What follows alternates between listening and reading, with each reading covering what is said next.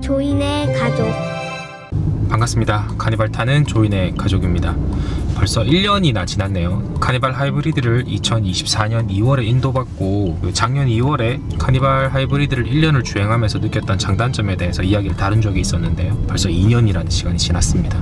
그래서 이쯤 되면 총평을 한번 이야기하고 싶은 시간을 만들어 보고 싶었는데요. 오늘이 그날입니다. 2024년 2월에 제가 이 차량을 출고할 때 선택했던 등급과 옵션은 그래비티 최상위 등급의 거의 풀옵션 차량이었습니다. 옵션은 썬루프를 제외하고 다 넣었고요. 추가로 넣었던 옵션은 마이 컴포트라고 해서 내공장 컵홀더랑 공기청정기가 들어가는 것과 그 다음에 사이드 스텝을 추가했거든요. 결론적으로 만족도는 좋습니다.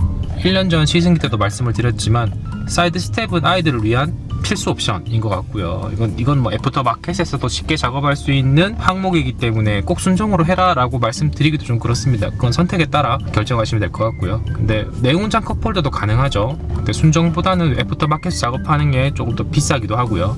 그 내용장 컵홀더는 사실 잘 사용하지 않습니다. 제가 원했던 옵션은 사실 공기청정기, 빌트인 공기청정기 옵션이었거든요. 이걸 자주 사용하는 게 공기의 질이 나쁠 때, 만약에 뭐 담배를 피는 분이 계신다거나 아니면 밖에 공기의 질이 좀 나쁘다고 하면 자동으로 창문도 닫아주고 공기청정기가 자동으로 돌아가게 되거든요. 그런데 그 냄새가 좀 안 좋은 환경이나 그런 곳에서는 여기 있는 공조기를 통해서 강제로 공기정화 기능을 작동시킬 수가 없어요. 그게 너무 단점이잖아요, 그게. 그래서 저는 여기에 있는 버튼을 통해서 바로 공기정화 모드를 활용할 수 있게끔 할 수 있다는 게 참 좋았거든요. 신발을 신고 탈 수밖에 없는 차량이잖아요. 아이들에게 신발을 벗기 강요할 수도 없고 어찌되었든 먼지는 날릴 수밖에 없습니다. 그럼에도 불구하고 제가 장거리를 뛰는 그 구간에서만큼은 아이들 호흡기가 나쁘지 않았으면 하는 바람에서 이 옵션을 넣었고요. 단점은 조금 더 튀어나오니까 시트의 자리를 조금 잡아먹습니다. 그리고 카니발 연비에 대한 것들도 제가 꾸준히 다루고 있는데요. 지금 제가 누적 연비가 13km 정도 되거든요. 제가 볼 때 풀투풀로 하는 게 제일 정확하긴 한데 풀투풀로 했을 때는 거의 한 830km, 820km 정도 타는 것 같습니다. 물론 이게 온도에 따라 또는 제가 자주 다니는 도로 사정에 따라 조금 달리 느껴질 수도 있긴 한데 제 운전 패턴은 거의 그렇습니다. 과속을 하지 않는 정말 점잖은 주행을 해요. 왜냐면 아이들이 동승하는 경우가 더 많기 때문에 그렇습니다. 가능한 관성 주행을 많이 하는 편이고 회생 제동은 사용하지 않습니다. 회생 제동을 활용했더라면 더욱더 배터리 충전량도 좋았을 테고 연비도 조금 더 개선되었을 거라 생각이 돼요. 근데 그럼에도 하지 않았던 건 혼자 탈 때는 사용할 수 있지만 아이들의 멀미가 유발될 수 있다는 생각이 들기 때문에 하지 않았던 거였거든요. 근데 그렇게 하지 않았음에도 일반 도심 구간에서 EV 모드의 개입은 굉장히 잦았습니다. 그래서 그런 부분에서는 굉장히 만족도가 좋았고요. 그리고 뭐 코너링이나 제동감 이런 부분에 대해서도 거의 말할 게 없어요. 굉장히 부드러운 주행이 가능한 차량입니다. 제가 누적 주행거리가 지금 12,000km를 조금 넘었거든요. 1년에 6,000km 정도잖아요. 굉장히 짧은 주행거리죠. 그래서 많은 분들은 얘기하세요. 그 정도 주행거리면 3.5 가솔린으로 하는 게 더 좋지 않냐 라고도 많이 말씀하시더라고요. 댓글로도 제가 많이 봤었거든요. 근데 결론적으로 말씀드리면 그렇습니다. 저는 일단 자동차 세금도 3.5가 더 높잖아요. 그리고 중고차를 팔 때 가격 방어에 있어서 하이브리드가 더 마음에 들었습니다. 물론 3.5 가솔린이 가격적으로 더 싸긴 하잖아요. 근데 지금 생각해보면 유가가 지금 조금 비싸잖아요. 그래서 그런 거 대비하면 일상에서 느낄 수 있는 그 돈, 눈에 보이는 돈은 조금 더 적게 들어가는 차량이 카니발 하이브리드가 아닌가라는 생각이 들기도 합니다. 출력이 굉장히 좋은 차잖아요. 저는 그렇게 또 쏘고 달리는 스타일의 사람이 아니거든요. 1.6 터보 하이브리드로도 충분히 만족감을 느끼고 있습니다. 댓글 중에서 제가 많이 봤던 것 중에 하나가 아이가 셋인데 7인승을 하셨네요 라고 많이 물어보시더라고요. 저도 이 부분에 대해서 참 많은 고민을 했었어요.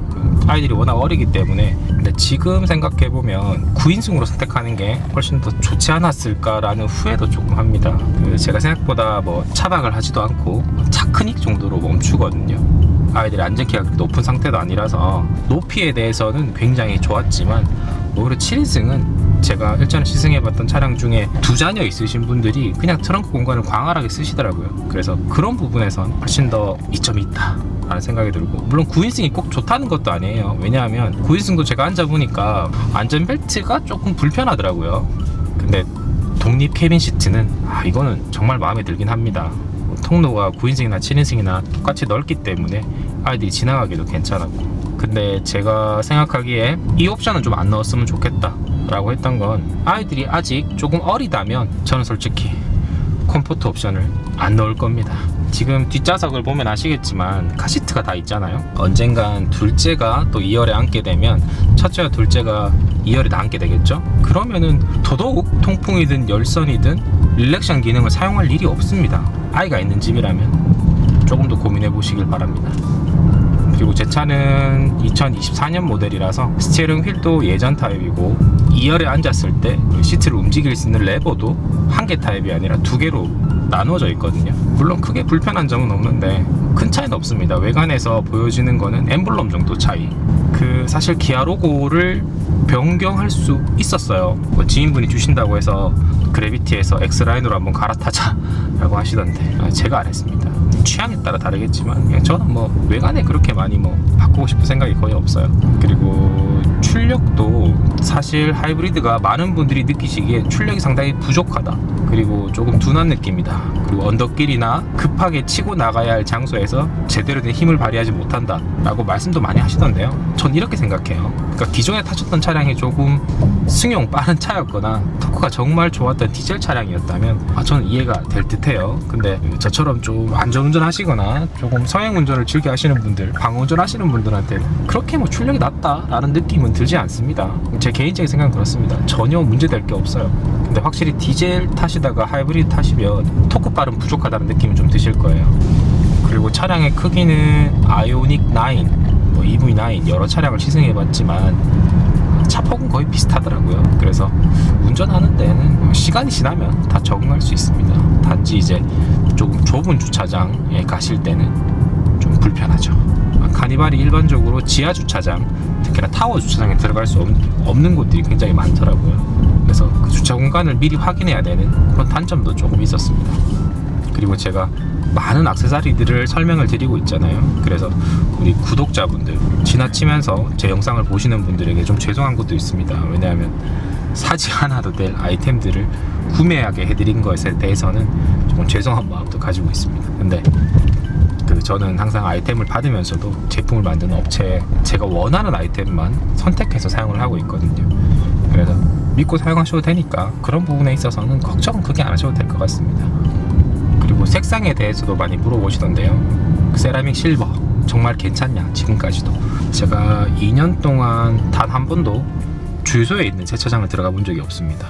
단 한 번도 가본 적이 없어요. 노터치 세차를 가장 좋아하고요. 거기서 제가 가지고 있는 융으로 닦아주는 형태로 제일 많이 썼습니다. 왁스 칠도 안 했습니다.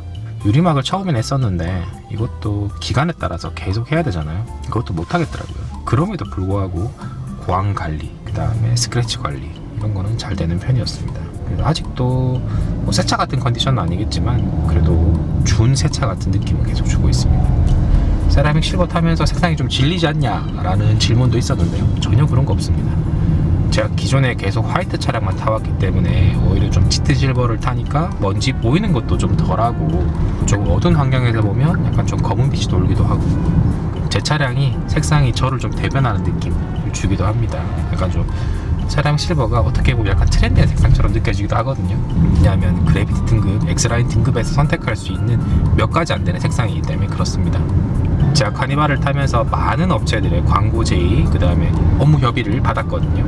그래서 지금도 아직 많이 남아 있습니다. 그래서 영상을 촬영하고 있는 것들, 그 DP 매트도 제가 써봤었고, 킹 매트 활용하는 것도 해봤었고, 그 요즘에는 또 멀티픽이라고 해서 좀 신기한 카니발 자동화 모듈 같은 게 있어요. 그것도 한번 또 사용해보고 있거든요. 사용을 해보니까 또 굉장히 재밌더라고요. 그리고 저는 본업이 있으면서 유튜브를 하고 있기 때문에 매주 뭐 신선한 컨텐츠, 카니발 관련된 집중된 컨텐츠를 만들어낼 수 없으면은 조금 죄송하게 생각도 합니다. 왜냐하면 시간이 좀 많이 부족해요. 에셋을 키우고 일도 하면서 유튜브를 만들어내기가 쉬운 일이 아닙니다. 액세서리 관련된 것들은 천천히 보시면서 원하는 제품이 있다면 선택하셔서 활용하시면 될 것 같고요. 어지간한 제품 광고료를 받지 않고 제가 원하는 제품을 사용할 수 있는 기회만 얻고 있어요. 그 점도 이해해 주시면 될 것 같고, 카니발 신차가 제가 볼 땐 2년 안에는 나올 것 같아요. 5세대 모델이 나오면 많은 부분들이 바뀌겠죠. 그래서 그것들에 대한 것은 제가 지금 정리하고 있어요. 카니발 4.5세대에서 느꼈던 단점들을 싹 정리해서 5세대는 이렇게 바뀌었으면 좋겠다라고 폴더를 만들어 놨습니다. 1편이 될지 2편이 될지 여러 편이 될지는 모르겠지만 한번 만들어 보겠습니다. 한 차종에 특화돼서 유튜브를 만드는 게 저한테 좀 편하더라고요. 그리고 카니발을 이용하면서 지금까지 고장 없었냐 하시던데, 예전에 미세전류 이슈로 제 빌트인 캠을 사용하면서 빌트인 캠이 자주 너무 빨리 끝나버리더라고요. 녹화되는 시간이 좀 짧다는 얘기죠. 그건 또 서비스 센터에서 업데이트를 통해서 다 완료가 됐습니다. 이제는 빌트인 캠으로 인해 스트레스가 없어요. 그리고 제 영상을 자주 보신 분들은 잘 아시겠지만 디지털 미러로 고생을 좀 했었잖아요. 처음엔 디지털 미러 본체를 교체했었고, 두 번째는 렌즈를 교체했었고, 그리고 나서는 이제 다 괜찮아졌습니다. 그래서 화소 튀는 영상, 색상이 조금 이상하게 튄다 라고 느껴지신다면 그것도 접수하셔서 진행하시면 되고요. 그 다음에 제 지인들도 한 번씩 경험을 하는데, 제가 볼 때 정확한 이유는 아닐 수도 있습니다. 앞에 레이더 센서의 이상일 수도 있다는 생각을 하고 있지만, 경고등이 열 몇 개 뜬 적이 한 번 있었죠. 그때 조금 무서웠거든요. 모든 게 무선 통신으로 되어 있으니까 그게 경고등이 떠버리면 진짜 깜빡이도 안 돼요. 너무 놀랬습니다. 그럴 상황이 되신다면 반드시 기아 고객센터로 빨리 접수하셔서 출동을 부르시면 돼요. 여기 보시면 또 SOS 버튼이 있잖아요. 눌러서 부르시면 돼요. 그리고 일정의 부분에 있어서는 기아 서비스에서 대차를 제공해 주신다고 하니까 카니발 오너분들은 이상이 있다면 꼭 챙기시길 바라고요. 그 고장이 아닌 일반 부품에 대한 수리 부분들은 없었습니다.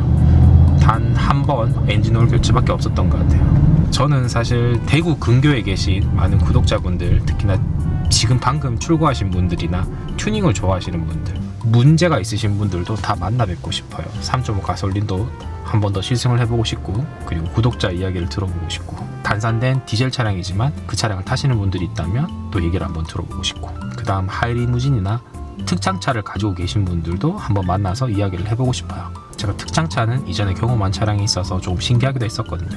그리고 특이 색상 차량들 있죠. 제가 판테라 메탈 찾기가 좀 힘들었습니다. 그리고 아이보리 실버도요. 그래서 그 차량을 가지고 계신 분들이 있다면, 대구 근교에 계신다면 저랑 한번 만나시죠. 제가 소정의 선물도 가지고 있습니다. 제 영상에 얼굴 안 나오셔도 되니까 차량만 한번 보여주세요. 그리고 튜닝 좋아하시는 분들 저한테 팁도 좀 알려주세요. 제가 똥손이니까 많이 배우겠습니다. 오늘 제가 드리고 싶은 말씀은 다 드렸고요. 카니발을 이용하면서 중요한 팁, 그 다음 액세서리, 카니발을 기준으로 한 다양한 시승기들을 계속 정리해서 업로드할 예정이고요. 이제껏 구독 없이 그냥 보고만 계셨던 분들이 계시다면 구독 한 번만 눌러주시길 바랍니다. 10,000명 이상 유튜버가 한번 되어보고 싶습니다. 감사합니다.